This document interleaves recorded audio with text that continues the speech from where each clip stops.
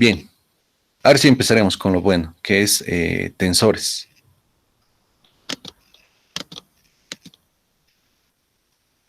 Espérenme un rato, es que no quiere grabar. Ahora sí. Muy bien. Empezaremos con esto de tensores de orden cero y tensores de orden uno. Hoy día básicamente nos vamos a concentrar a aprender sobre esto de los tensores de orden uno. Hasta ahorita todo lo que hemos visto es preámbulo y lo que nos va a ayudar esto es pues a entender mejor estas ideas, ¿no? A ver, para empezar, esto de tensores está muy relacionado con algo de álgebra lineal. Bueno, no con algo de álgebra lineal, sino con una parte muy importante del álgebra lineal. Como les había mencionado en este curso, lo que nos interesa son los espacios de dimensión finita. En particular, simplemente vamos a trabajar con espacios de dimensión 2 y con espacios de dimensión 3. Ahora, cuando les digo espacio, ¿ustedes qué se imaginan? Algo geométrico, tal vez, ¿no? Alguna figura geométrica. Por ejemplo, algunos se podrían imaginar los ejes cartesianos, ¿no? Y ahí una curva dibujada o una superficie o un conjunto de puntos. Muy bien. Por ejemplo, una teoría sobre espacios geométricos, lo voy a llamar así, aunque no es un término muy general, es la teoría de los espacios vectoriales, o sea, de los espacios planos. Cuando uno habla de espacios vectoriales, está hablando de espacios que son planos, que son planos. Ahora, en espacios vectoriales de dimensión finita, lo que resulta que tenemos es lo siguiente. Eh, lo que resulta es que tenemos bases, ¿no? Que era una base, era un conjunto de vectores que es linealmente independiente y que genera el espacio vectorial. Muy bien. Ahora, un vector, su, su, su representación va a depender de la base que yo elija para poderlos representar. Esa es la idea clave. Yo elijo una base y en función de esa base, ¿qué va a pasar? Voy a tener una representación del vector. Esto ya lo hemos visto en coordenadas curvilíneas. Por ejemplo, en un ejercicio que resolvimos, eh, por ejemplo, teníamos que cambiar de coordenadas a quién, al vector de posición y colocarlo. Bien, teníamos al vector de posición en coordenadas cartesianas y teníamos que transformarlo al vector de posición en coordenadas cilíndricas. Entonces, cuando hacíamos ese paso de una base a otra, las coordenadas cambiaban, o las componentes o coordenadas cambiaban. Y lo mismo pasa en álgebra lineal. Cuando yo elijo una base distinta, mis componentes cambian. Pero, ¿cuál es la relación entre las componentes? Esta es la relación. Y aquí lo estamos diciendo de una manera muy resumida. Consideremos un vector B cuyas componentes o sus componentes un momento.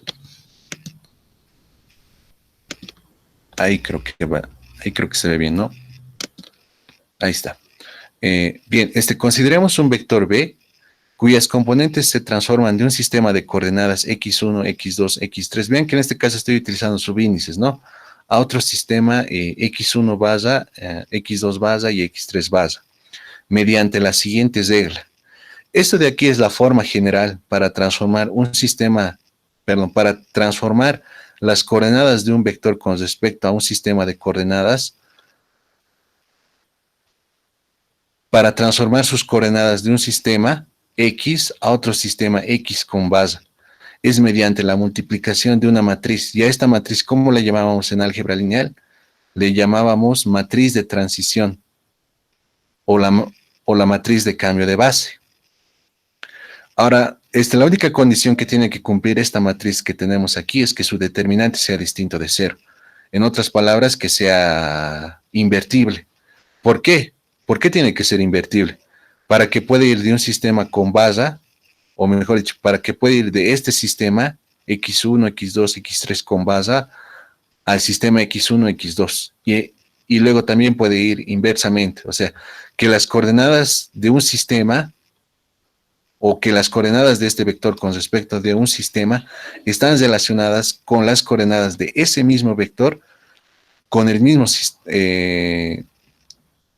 a ver, que las coordenadas de un vector están relacionadas con las coordenadas del mismo vector, pero en otro sistema mediante esta relación, simplemente por multiplicación de matriz. Ahora vean que esto de aquí son, ¿qué son? Son tres ecuaciones lineales, ¿no? Son tres ecuaciones lineales con tres incógnitas, si se quiere decir, ¿no? Por ejemplo, si yo me diera aquí las coordenadas con respecto al sistema con base, pues tendré este sistema, ¿no? Esto de aquí serían mis incógnitas. Pero como esto es invertible, yo estoy asumiendo que es invertible, pues podría despejarlo tranquilamente. Bien, entonces, aquí es lo que les mencionaba, ¿no? Esto de aquí son las mismas ecuaciones, pero expresadas ya como un sistema de ecuaciones. Es la misma relación, pero expresado como un sistema de ecuaciones. Luego, aplicando el convenio de la suma, vamos a tener esto. Vean que esto yo lo puedo compactar a una sola ecuación. Vean que aquí el J está colocado de esta manera. J puede tomar los valores de 1. Por ejemplo, si toma el valor de 1, me da la primera fila. Si J toma el valor de 2, me da la segunda fila. Si J me da el valor de 3, pues me toma esta tercera fila, ¿no? Toma el valor de esta tercera fila.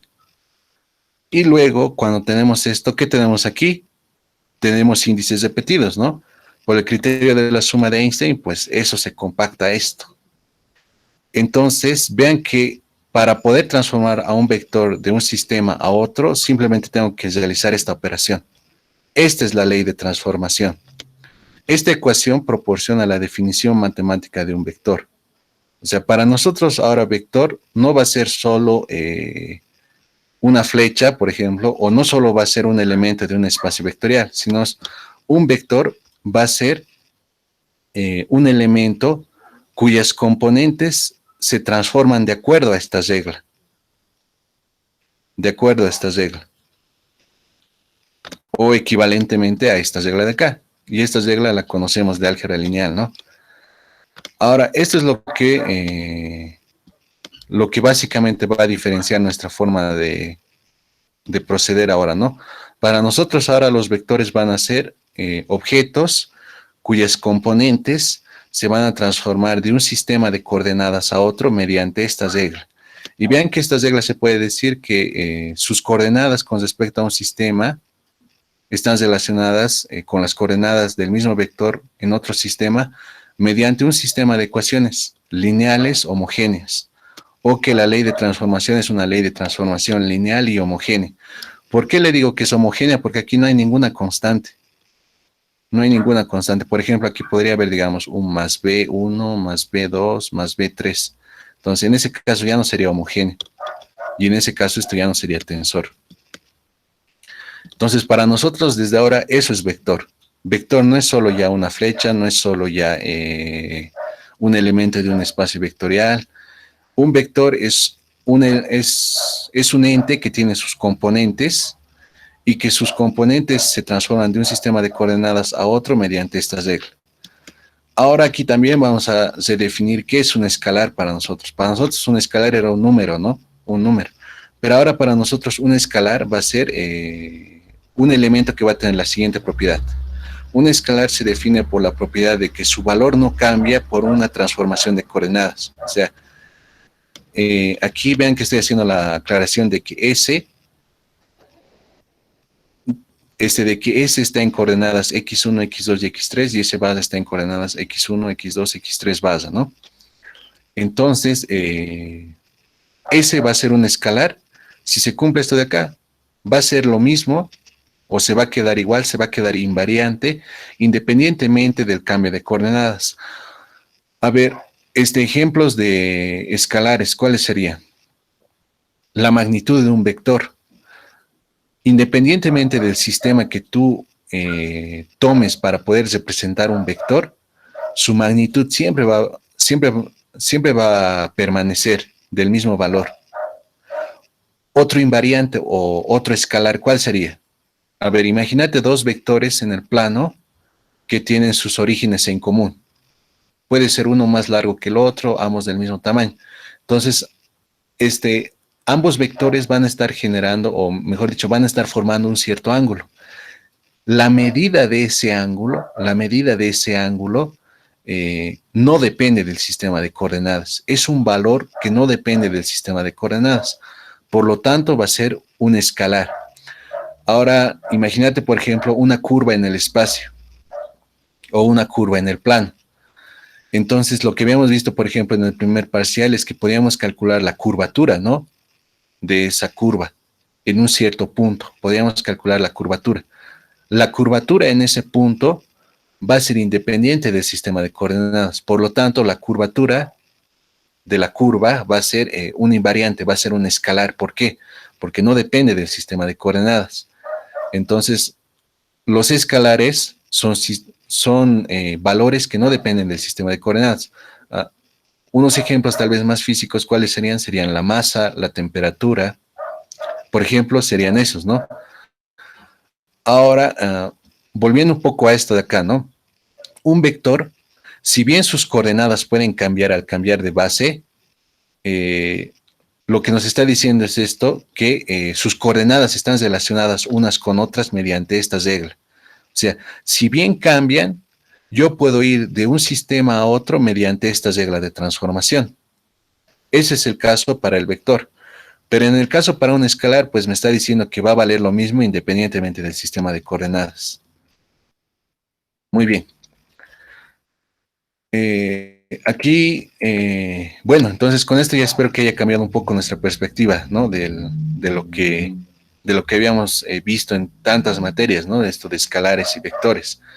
Un escalar es una magnitud que no cambia mediante una transformación de coordenadas, y un vector es un conjunto de coordenadas, por ejemplo, en un espacio de dimensión 2 serían dos coordenadas que se cambian de un sistema a otro mediante esta regla de transformación. Y pare de contar. Muy bien, seguimos con esto. Es muy importante que entendamos esta parte conceptual. Sé que con el docente lo han visto, pero es muy importante que los repasemos en este momento para que se entiendan los problemas que vamos a hacer. Aquí está tal vez explicado de una forma un poco complicada. ¿Por qué parece que está complicada? Pues porque me basé en este libro, ¿no? En este libro que les estoy mostrando en inglés. Ahora, esta parte sí quiero que me tomen atención. ¿Por qué? Han dado una prueba con el docente de coordenadas curvilíneas. Entonces, yo me, yo me llevé la sorpresa cuando estaba revisando este libro, es que encontré uno de los problemas que les planteó el docente. Creo que era el primero, el de hallar la longitud de arco sobre una esfera. Y está aquí en el capítulo 4 o en el capítulo 5. Entonces yo me estoy basando en este libro. En este libro es donde me estoy basando. A ver, quiero mostrarles ese problema para que por lo menos llame su atención, ¿no? Para poderlos revisar. A ver, aquí dónde estamos. Sí, estamos cerca. Aquí hay un capítulo entero que le dedica al tensor métrico. Aquí estamos muy cerca.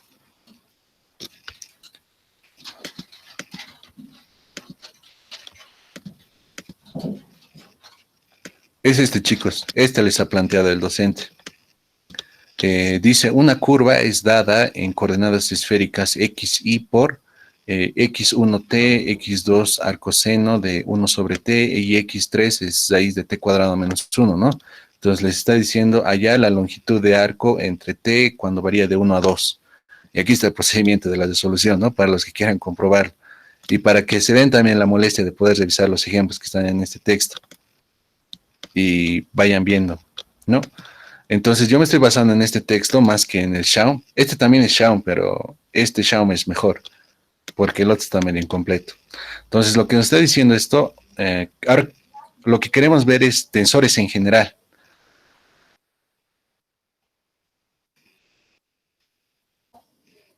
Lo que hemos visto aquí en la parte previa era una reedición una nueva definición, pero que no se contradice con las que ya hemos visto, de escalar y vector.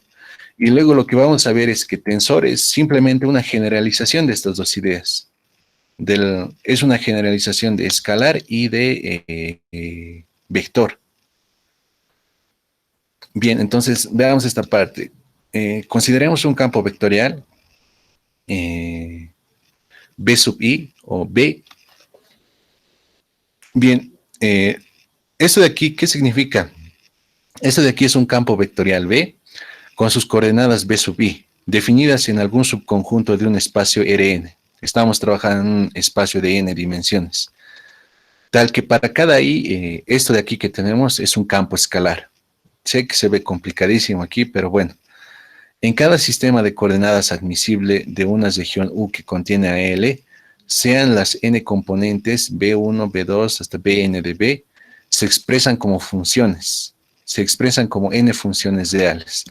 A ver, aquí lo que nos está diciendo es que tengo un campo vectorial con sus coordenadas, y este campo vectorial está definido en algún subconjunto de un espacio de algún subconjunto de un espacio de dimensión n. Por ejemplo, si n fuera igual a 2, mi campo vectorial tendría dos coordenadas. Mi campo vectorial tendría dos coordenadas y mi subconjunto L pues podría ser una región del plano XY. Bien, ahora lo que nos está diciendo es que, que tenemos dos sistemas de coordenadas, un sistema de coordenadas X y un sistema de coordenadas barra, y con respecto al sistema de coordenadas X, mi campo vectorial, sus componentes van a tomar estos valores. Y con respecto al sistema X con barra, va a tomar estos otros valores. Y esto es y vean que esto va con respecto a lo que les decía anteriormente, ¿no? Con respecto a un sistema de coordenadas, mi campo vectorial o mi vector va a tener ciertas coordenadas. Pero si yo cambio de sistema de coordenadas, mi vector va a tener otras coordenadas. Eso es básicamente lo que nos está diciendo. Ahora, ¿cómo se relacionan esas coordenadas? Hay dos formas de relacionarse, que una sería por covarianza y otra sería por contravarianza. Entonces, aquí vamos a ver por contravarianza.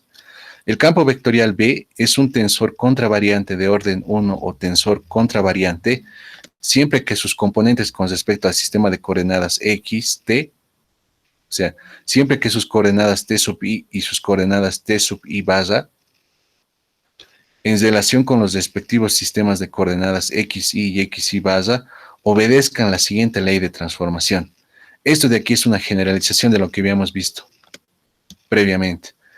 Entonces, para nosotros, vector o tensor, mejor dicho, para nosotros un campo vectorial o vector va a ser un tensor contravariante de orden 1 o tensor contravariante si es que sus componentes se transforman mediante esta regla para ir de un sistema de coordenadas a otro.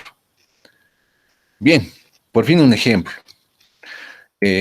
Hasta aquí todo suena abstracto, pero ¿cuál sería un ejemplo de tensor contravariante? Y eso es lo que vamos a contestar ahora. ¿Cuál sería un ejemplo de tensor contravariante? A ver, les dejo con esto. ¿Hay alguien que quiere ingresar? Bueno, ojalá que...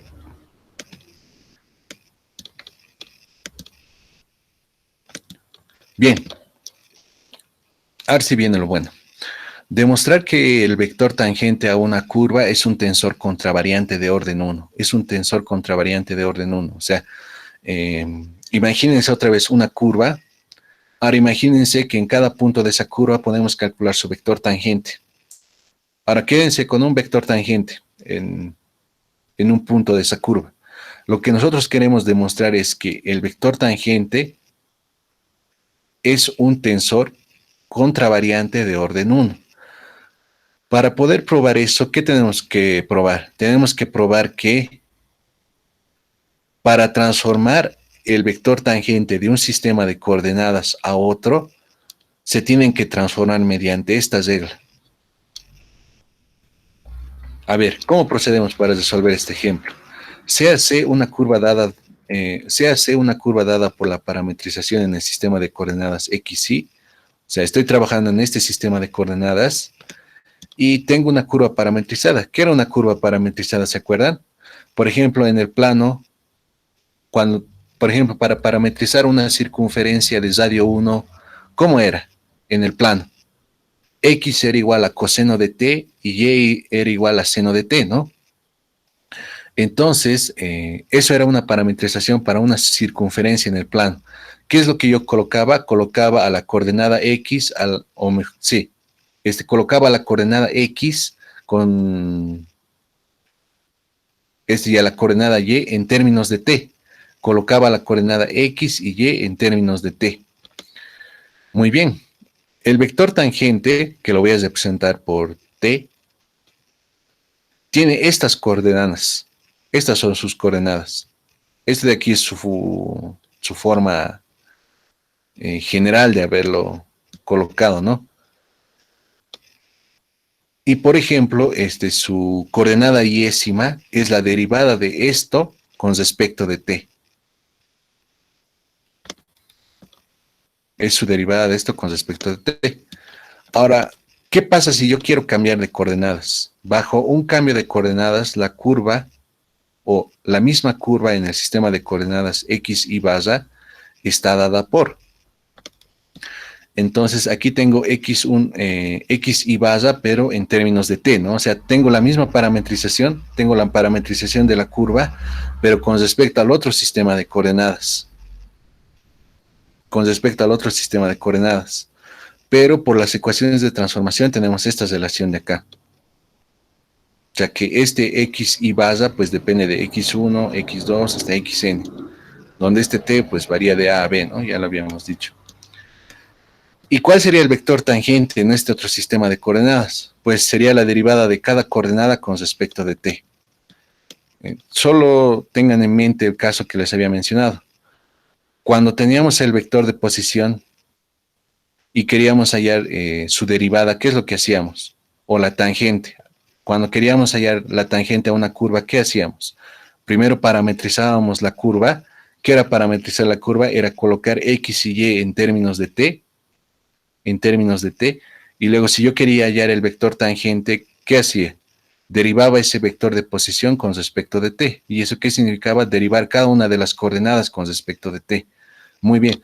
Eso de aquí es más general. Estoy diciendo que tengo un sistema, o mejor dicho, tengo una curva. Una curva va a ser esto. Por ejemplo, si estuviera hablando en un sistema bidimensional, este y tomaría valores entre 1 y 2 nomás. Entonces, esto de aquí sería la parametrización. Si yo quisiera hallar el vector tangente, ¿qué hago? Derivo cada coordenada con respecto de t. Si me voy al otro sistema, pues es lo mismo, ¿no? Derivo cada coordenada con respecto de t. Pero ahora, ¿cuál es la relación entre este y este de acá? Pues la relación viene dada por la regla de la cadena. Vean que este x y barra, ¿de quién les he dicho que depende? Depende de x1, x2 y x3. ¿Por qué? Porque porque x y x barra están relacionadas por las ecuaciones de transformación. Por lo tanto, por la regla de la cadena, pues yo puedo derivar x y barra con respecto a xr, y esto por la regla de la cadena, ¿no? Esto con respecto de esto y esto mismo derivado con respecto de t. Bien. Luego, ¿qué nos queda de esto? ¿Esto de aquí qué es, pero? Esto de aquí es la erésima coordenada del vector tangente.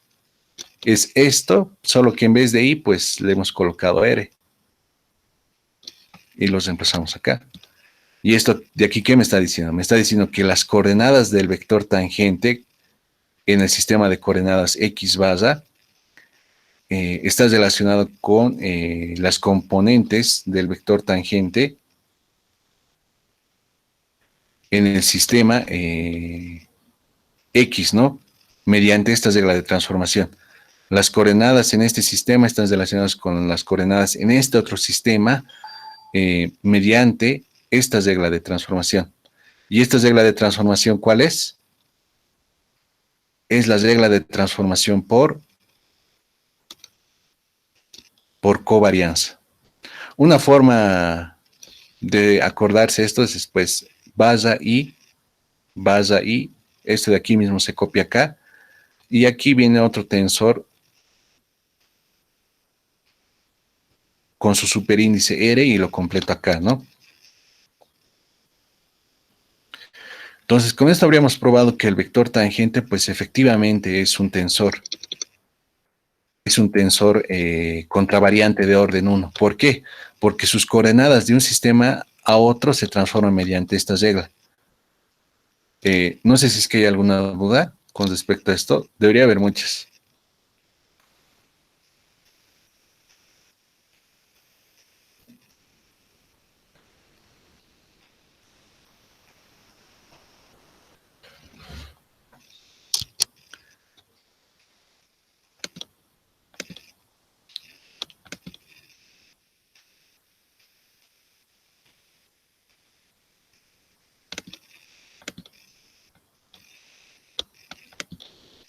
Bueno, entonces ya tenemos un ejemplo de tensor contravariante. Entonces, un ejemplo de tensor contravariante, pues es el vector tangente a una curva. ¿Por qué? Porque las coordenadas de un vector tangente a una curva, las coordenadas de un vector tangente a una curva, con respecto a un sistema de coordenadas, eh, si yo quiero cambiarlo a otro sistema de coordenadas, la forma de transformarlos es mediante esta regla de transformación. Bien, entonces vamos un poco más deprisa.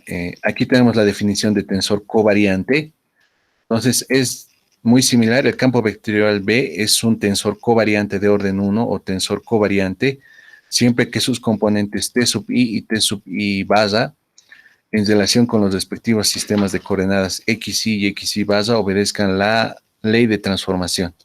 Esta ley de transformación que tenemos acá. Entonces vean que para la contravarianza, usamos superíndices. Las componentes en coordenadas contravariantes son superíndices. Y en covarianza, pues lo colocamos en subíndices. Esa sería la ley de transformación, ¿no? Y aquí está otro ejemplo. Al igual que les he dado un ejemplo para, para tensor contravariante de orden 1, pues aquí tenemos un ejemplo de tensor covariante de orden 1.